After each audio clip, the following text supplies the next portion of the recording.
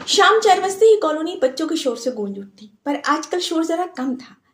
एक दिन बाजार से लौट रही थी, तभी देखा कि हमेशा फल और सब्जी बेचने वाला अमन आज उसके ठेले में कुछ रंग गुलाल और पिचकारियां थी।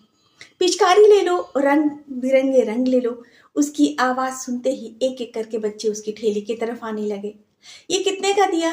अभी मत जाना, हम पैसे लेकर के आते हैं, हमें चला करके दिखाओ ये कैसे चलता है। और भी बहुत सारी बातों से उसके आसपास का वातावरण गूंजने लगा। मैं भी ये सब देख रही थी, तभी देखा कि पर्दे के पीछे से झांकता हुआ अरमान उन बच्चों को देख रहा था। मैंने उसकी तरफ देखते हुए कहा, अरमान तुम्हें पिचकारी नहीं लेनी क्या? होली नहीं खेलनी क्या?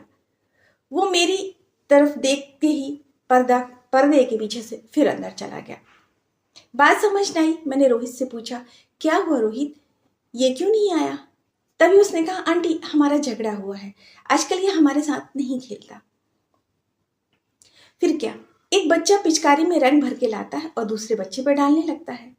जिन बच्चों के घर रंग नहीं थे वो पानी भर के ही ले आते हैं और एक दूसरे पर डालने लगते हैं। ये सब देखकर अमन को बहुत मजा आती है और वो अपने ठेले में से कुछ गुलाल उन बच्चों के ऊपर उड़ा देता है, होली ही कह के। फिर क्या था, सारा वातावरण होली के वातावरण से रंग जाता है और यूं लग रहा था जैसे होली 2 दिन बाद नहीं, आज ही है।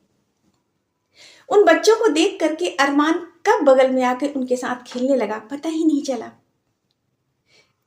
बच्चों को खेलते हुए कब शाम होने लगी अंदाजा ही नहीं था कि अब अंधेरा होने लगा।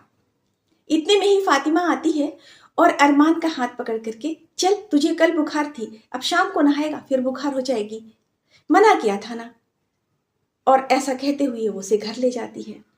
अरमान को नहलाती है, लेकिन जितना पानी डालो रंग उतना ही गहरा उतर रहा था।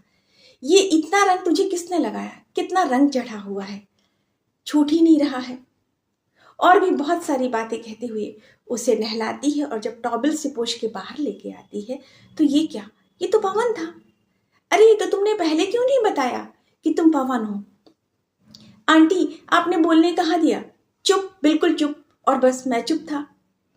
सुनते हो क्या हुआ?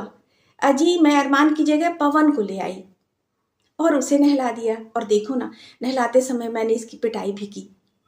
इतने में डोरबेल बजती है और ये क्या, सामने अरमान खड़ा था, वो भी नहाए सुंदर सी ड्रेस पहन के खड़ा हुआ था।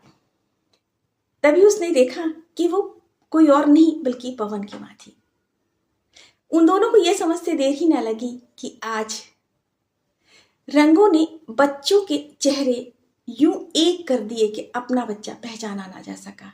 सच, रंगों की ना तो कोई जाति है ना धर्म है, उनका तो बस एक ही उद्देश्य है, घुल जाना, मिल जाना, एक हो जाना और एक दूसरे को प्यार बांटना। ये बात समझकर वो दोनों एक दूसरे को हैप्पी होली कह के गले मिलती।